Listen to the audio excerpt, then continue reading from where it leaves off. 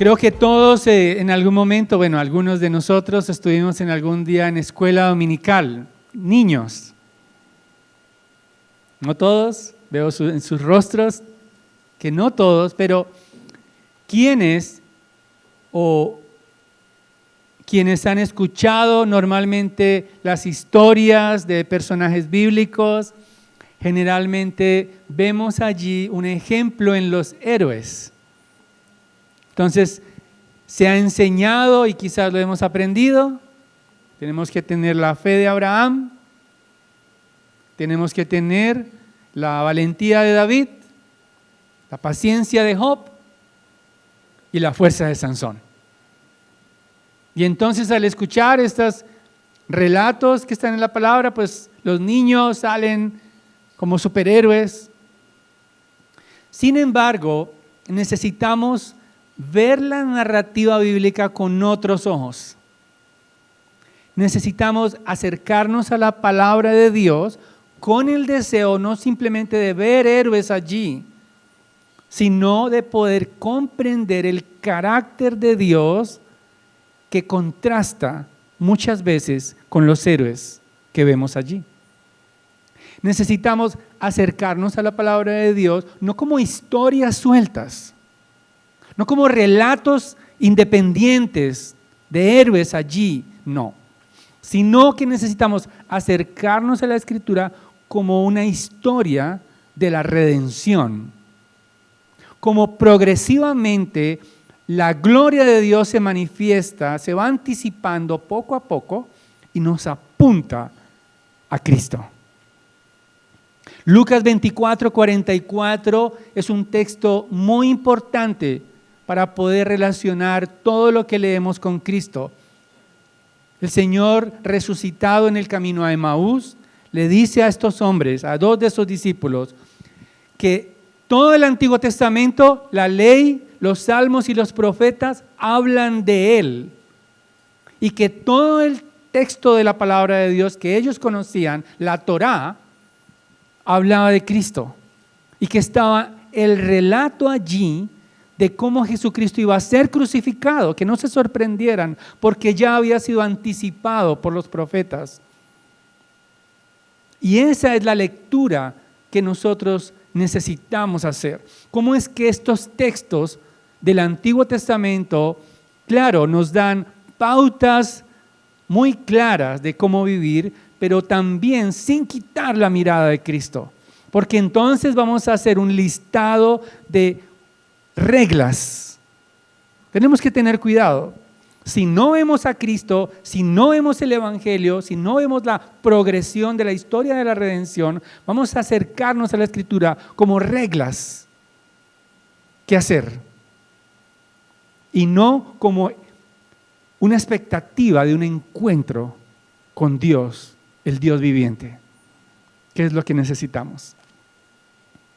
Y por eso mi mensaje en esta mañana hermosa en la que nos reunimos como iglesia es que podamos comprender a partir de este texto de la palabra de Dios que Dios responde con salvación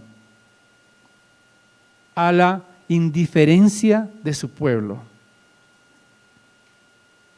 Dios responde con salvación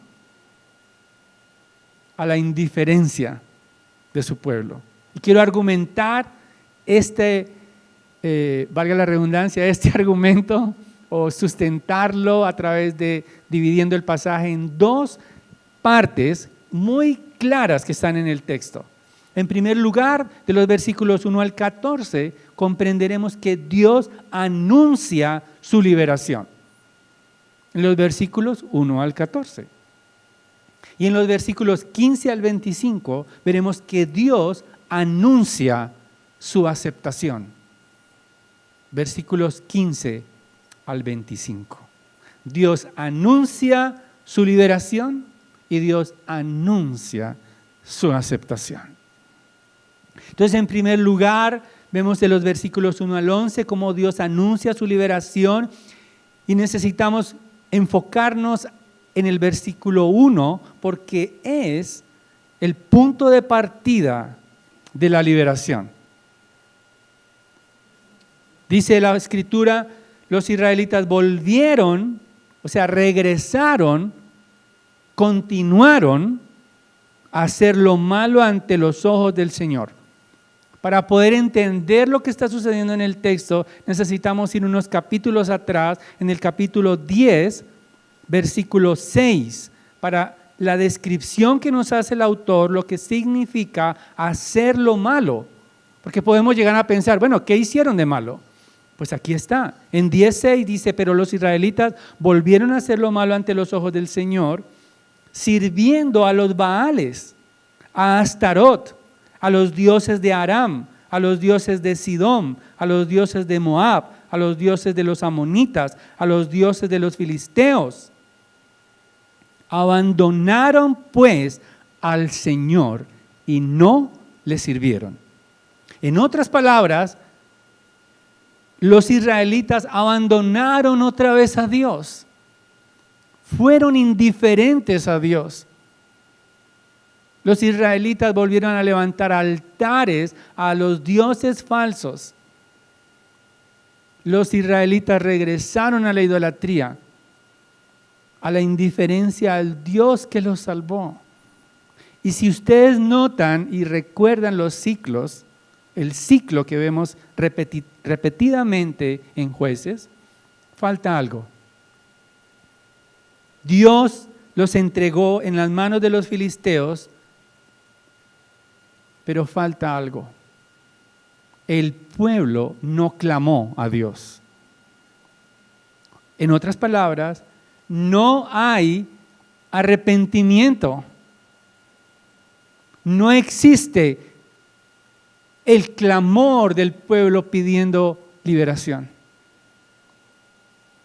Y por lo tanto, Dios responde con salvación a la indiferencia de su pueblo. El pueblo no clamó. El pueblo de Dios no pensó, ya estamos con el agua al cuello, Señor, sálvanos, como en otras ocasiones. Pero Dios unilateralmente, en una actitud de gracia y misericordia del pacto con su pueblo, envía un Salvador. Y ese Salvador es inexistente porque Él lo crea en el vientre de una mujer estéril, la esposa de Manoah. Entonces, esta aflicción del pueblo, esta opresión, es bastante extensa, dura 40 años. Hermanos, 40 años es mucho tiempo. Cuando salí del Valle del Cauca, era un adolescente. A mis 17 años, crecí aquí en el Valle, pero regresé después de más de 30 años, nuevamente. Me tocó con Google Maps saber dónde quedaba todo esto. Todo era nuevo. Pasaron 30 años y yo me sentía un desconocido. Habían construido, habían hecho carreteras, había barrios, había personas, todo estaba transformado, era otra a mi percepción, ¿no? Pero aquí pasaron 40 años y no quedaba ni siquiera nada del recuerdo del Dios vivo. Por eso es que cuando aparece el ángel del Señor, Manoah ni siquiera sabe que es Dios. Ni siquiera, él lo confunde. Porque había pasado mucho tiempo y seguiría pasando tiempo más para la liberación completa del pueblo filisteo, porque ¿quién completaría la obra que inició Sansón contra los filisteos? David. Samuel hizo parte también y David terminaría para siempre con la opresión filistea. Pero tenemos aquí la expresión de la gracia y la misericordia de Dios al leer que el ángel del Señor se le apareció a esa mujer. Cuando entendemos lo que está pasando en el texto, nos asombramos. al ver la aparición a la mujer, la esposa de Manoa, este hombre era de Sora, era un lugar muy que limitaba con los filisteos, o sea, estaba cerca donde dominaban los filisteos en ese momento. Pero era una mujer estéril y el ángel de Jehová no solamente conoce su condición, sino que también conoce su redención. El ángel de Jehová, sin haber tenido ningún contacto con ella, jamás le dice, tú eres estéril y le repite 2 veces, nunca has tenido hijos, pero tendrás un hijo. Dice el ángel del Señor, pero le da unas normas y le da 2 anuncios especiales de ese hijo que iba a nacer. En primer lugar, este niño sería nazareo desde el vientre. Y allí conectamos el pasaje que leíamos en Números. Había unas leyes del nazareato donde había básicamente 3 reglas que debía cumplir aquel que era nazareo. En primer lugar, no beber vino. En segundo lugar, no debía cortarse el cabello, debía dejárselo crecer allí sin cortárselo hasta que el tiempo que durara su voto nazareo, y tampoco podía tocar muertos. Nada muerto podía tocarlo, y como leíamos en Números, capítulo 6, ni siquiera podía tocar a su propia familia cuando muriera.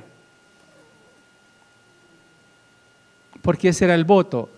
Si tocaba a la familia muerta, al familiar muerto, debía presentar un sacrificio por él, por haber roto el voto nazareo. Este detalle es muy importante cuando sigamos avanzando en la historia de Sansón, porque él rompe ese voto, a pesar de que está consagrado para Dios. Pero además de que el niño sería nazareo, hay otra descripción adicional, y es que el niño comenzará a salvar a Israel de mano de los filisteos. Porque Dios responde con salvación a la indiferencia de su pueblo. Ella, en primer lugar, se asombra de lo que ve y corre a avisarle a su esposo, a Manoah.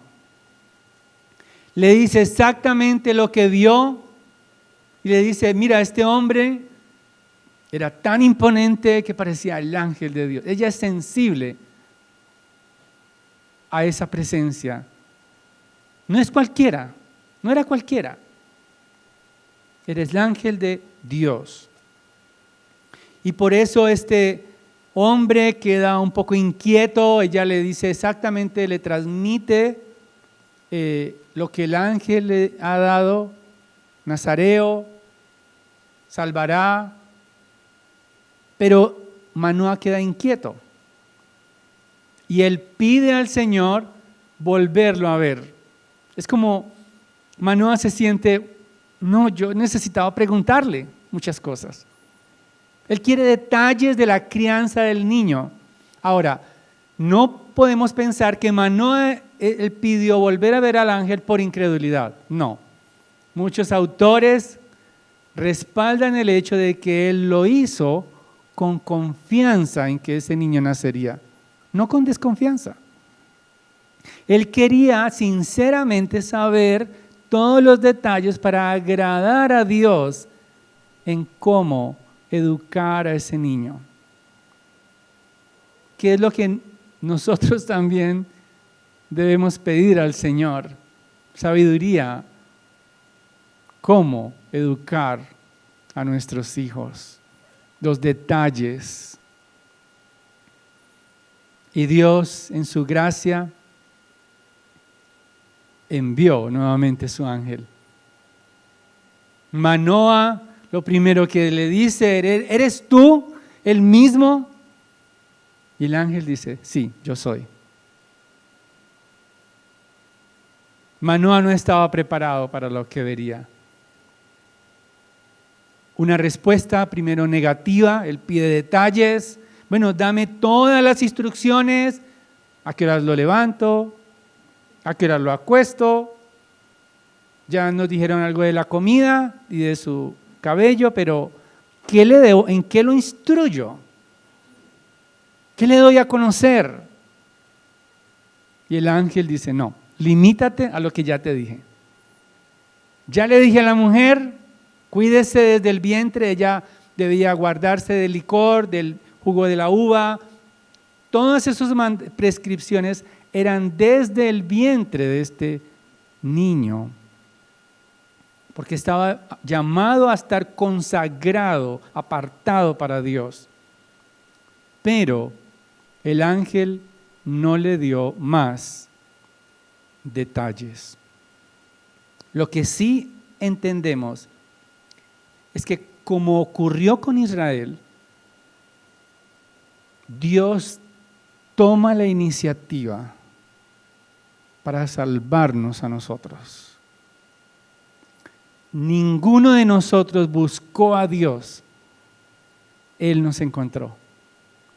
Estábamos en camino de pecadores, Él se apareció a nosotros. Entendamos eso. Es muy importante comprender que Dios nos amó desde antes de la fundación del mundo, que nuestros nombres estaban escritos en su corazón y que nosotros lo único que hicimos fue responder a su llamado cuando Él implantó la fe en nosotros. Pensar en estos términos, no, yo le hice un favor a Dios cuando me convertí, es un poco presuntuoso. O pensar quizás, bueno, yo me portaba tan bien hasta que finalmente Dios, no tuvo más remedio que mi resplandor llegó hasta su corazón y me salvó. Es un poco presuntuoso. Hablar de esa forma es no conocer a Dios. Porque Él nos amó antes y nos salvó. Él planeó nuestra salvación cuando estábamos oprimidos por el pecado, cuando estábamos totalmente ajenos a sus misericordias. Él extendió su amor hacia nosotros. Hermanos, quiero dirigirme a dos tipos de personas. En primer lugar, los creyentes. Hermanos, Manoah y su esposa respondieron con fe a las promesas de Dios. Aceptaron sin reparos lo que Dios les dijo. Y eso nos ayuda a nosotros a confiar en las promesas de Dios, a confiar en la palabra de Dios como cierta y verdadera, a confiar en la supremacía de la Escritura, en la inspiración del Espíritu Santo para su palabra, aunque quizás nuestros sentidos físicos no nos ayuden.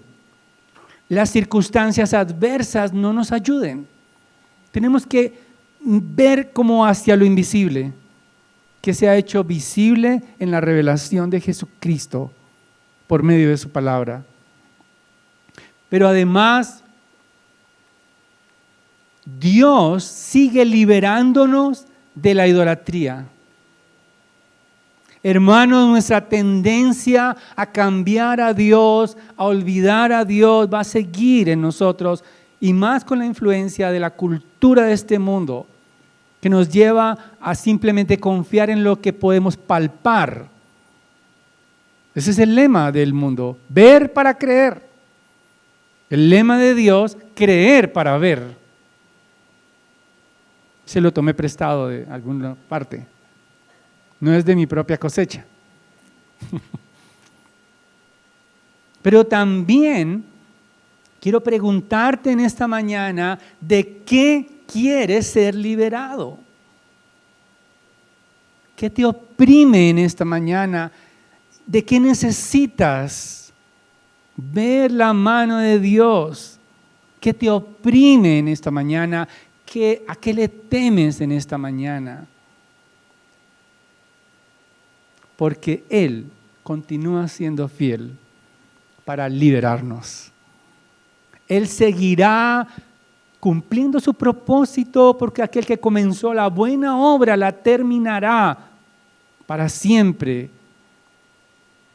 Él continuará alentando tu alma, fortaleciendo tu vida. Él te librará de los dioses falsos. Él acudirá a tu oración. Y Él nos escucha aún, aunque nuestras oraciones no sean audibles. Él conoce los temores de nuestra alma, las preocupaciones de nuestro ser. Él es glorioso y seguirá salvándonos por medio de su Hijo Jesucristo y el poder del Evangelio para liberarnos de todo lo que nos oprime.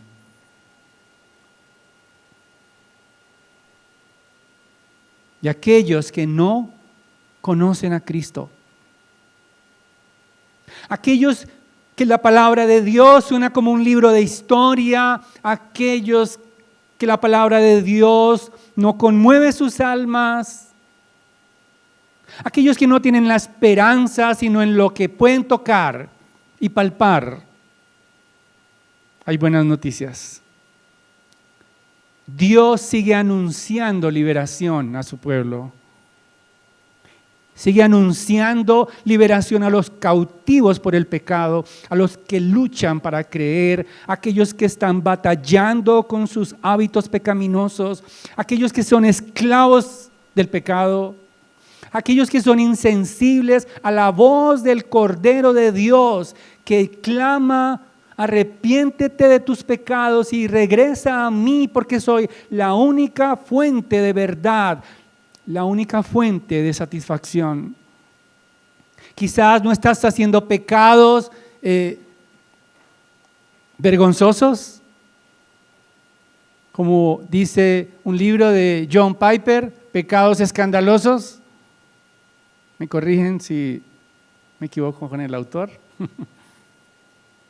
Pero el mayor pecado del ser humano, lo dice Romanos capítulo 1, es no adorar a Dios, al Creador. Es tratar de buscar el gozo en lo que Él da y no en Él. Ya estás pecando por renunciar a la única fuente de gozo eterno, Cristo. Ya lo estás despreciando por omisión. Porque Él, la relación con Él es lo más glorioso que necesita el ser humano. Fue expulsado de Edén, pero Cristo nos trajo nuevamente al huerto para disfrutar para siempre de la comunión eterna.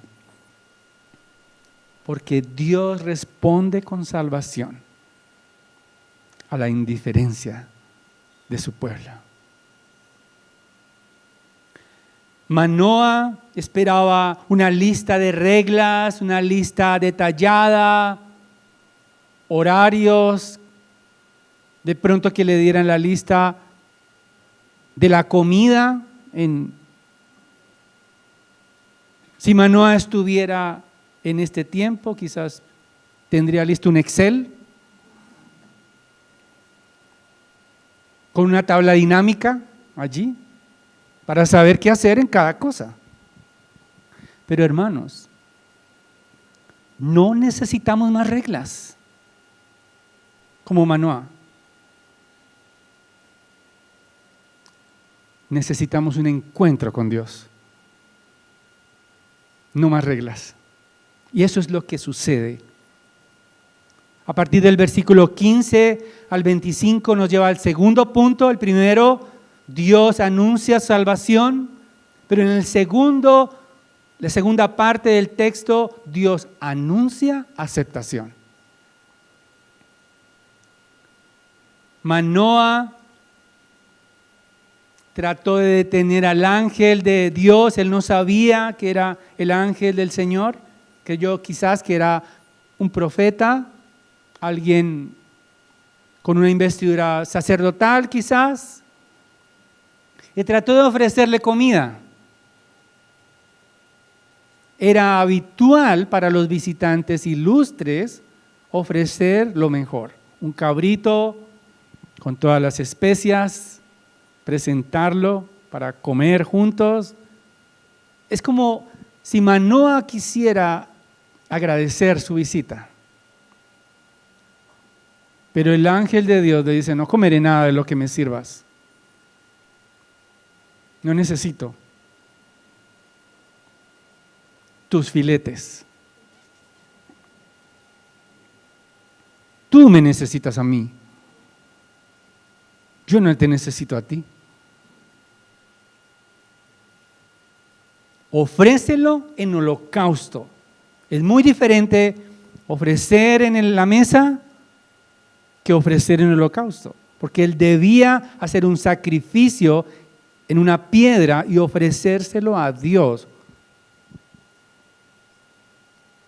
No hay un sistema sacerdotal allí en Jueces, no hay sacerdotes, ya hay idolatría. Josué es un héroe legendario del pasado, la fidelidad de Josué, de Caleb, ya nadie se acuerda de él. Ya nadie se acuerda del Dios vivo. Ya nadie sabe que Dios es real y poderoso, que los sacó de Egipto. Ya no saben ni por qué están allí. Pero Él les recuerda. El ángel de Jehová les recuerda la aceptación de Dios. Manoah sigue curiosamente, como creo que todos lo haríamos. ¿Cuál es tu nombre? Al menos dame el nombre.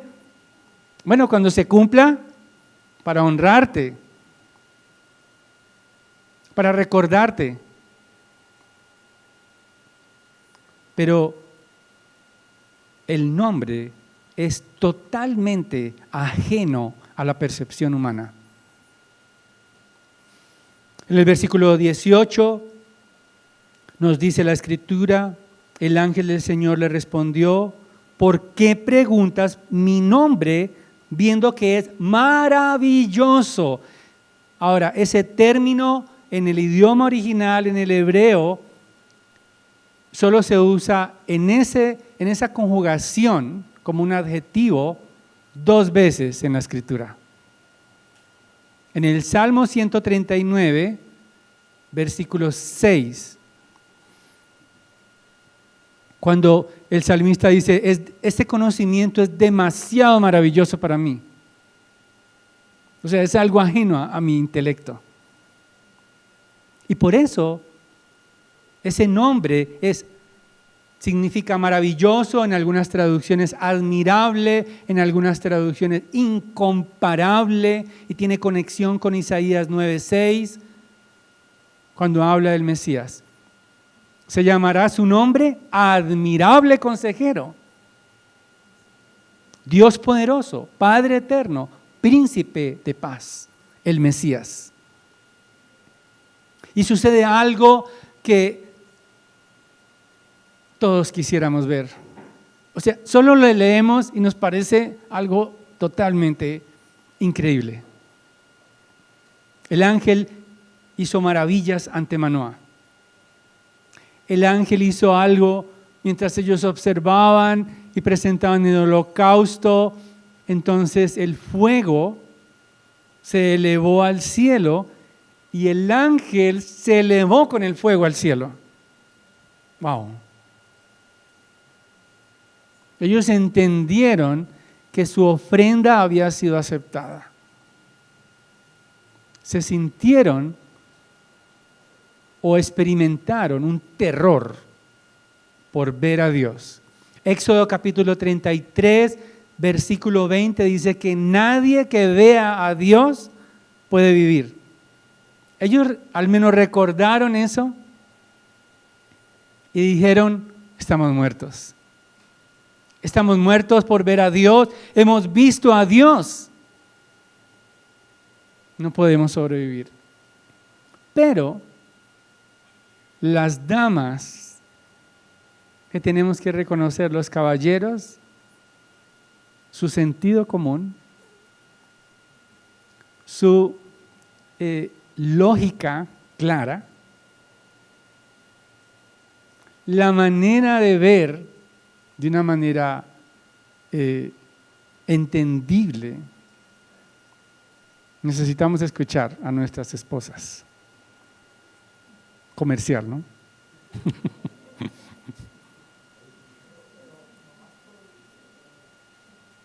Ella saca unas conclusiones a este hombre que está espantado y le dice, si él nos quisiera matar, en primer lugar, no hubiera aceptado la ofrenda. Nos hubiera matado antes de aceptar la ofrenda. Y tiene lógica, ¿no? Creo que Manuel solo decía, tienes razón. Si hubiera querido matarles, pues no les hubiera mostrado todas esas maravillas. Y él. Pero además, si él los quisiera matar, no les hubiera permitido oír esa salvación, porque ella y él iban a ser muy importantes en esa crianza del Salvador. Entonces, esto nos revela, hermanos, que somos aceptados no por un holocausto, sino por el sacrificio de Jesucristo. El sacrificio del Redentor como aroma grato ante la gloria del Padre fue aceptado por nosotros. Cuando Él dijo, todo está consumado. Él es el sacrificio. ¿Y cómo lo sabemos? Que eso es verdad. Por su resurrección. Él fue levantado entre los muertos, lo que significa que Él recibió toda potestad para hacer hijos a todo aquel que cree en Él. Y que Él es el sustituto de todos los pecadores y que Él nos limpia para siempre. Y que la deuda ha quedado cancelada. Dios cumplió su palabra. El versículo 24 dice que la mujer dio a luz un hijo y le puso por nombre Sansón. En el idioma lo que significa es un pequeño sol, Samson, pequeño sol, o como dirían las madres tiernamente, un solecito. Parece que la esposa de Manoah le dio el nombre, solecito. En medio de esta oscuridad que vivimos, al menos un rayo de luz. El nacimiento de Sansón anuncia liberación y aceptación. Un rayo de luz significa Dios bendijo, el niño creció y el Señor lo bendijo. Nos recuerda cómo es que también la expresión hacia Samuel, en 1 Samuel 2:26, cómo es que una mujer estéril da a luz, nos recuerda también varios hombres especiales que fuera anunciada su nacimiento, como Juan el Bautista y como nuestro Señor Jesucristo. Su nacimiento fue anunciado y nos recuerda ese versículo: el niño creció y el Señor lo bendijo y el Espíritu del Señor comenzó a manifestarse, como la aceptación también de María en Lucas 2:22. Hágase en mí conforme tu palabra.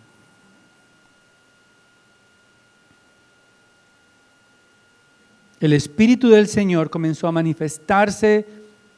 Sin embargo, les anticipo, no todo lo que hizo Sansón fue guiado por el Espíritu de Dios. Momentáneamente, el Espíritu de Dios lo capacitaba y lo facultaba. Pero esto nos apunta a un verdadero libertador, glorioso y eterno, separado para Dios, perfecto. Él sí derrotó a todos sus enemigos para siempre, revestido de gloria y perfección. A Él es al que necesitamos, porque Dios responde con salvación a la indiferencia de su pueblo. Quiero terminar con una frase y un versículo. La frase es de Matthew Henry y él dice lo siguiente: Dios no desea la muerte de los pecadores, pues ha aceptado el gran sacrificio que el Señor Jesucristo ofreció para la salvación de los pecadores. Y todo creyente que esté pasando por días nublados y oscuros, tome ánimo aquí y sepa que Dios manifiesta benignamente a todo hijo suyo que busca su rostro en oración. Él se manifiesta cuando busca su rostro en oración, en el estudio y meditación de su palabra. Hay consuelo para nosotros en Cristo. ¿Cómo podemos estar seguros que Él nos salvará? Leíamos al principio y quiero cerrar con este versículo. El que no escatimó ni a su propio Hijo, sino que lo entregó por todos nosotros, ¿cómo no nos dará también con Él todas las cosas? ¿Quién acusará a los escogidos de Dios? Dios es el que justifica. ¿Quién es el que condenará? Cristo es el que murió, más aún el que también resucitó, el que además está a la diestra de Dios y que intercede por nosotros.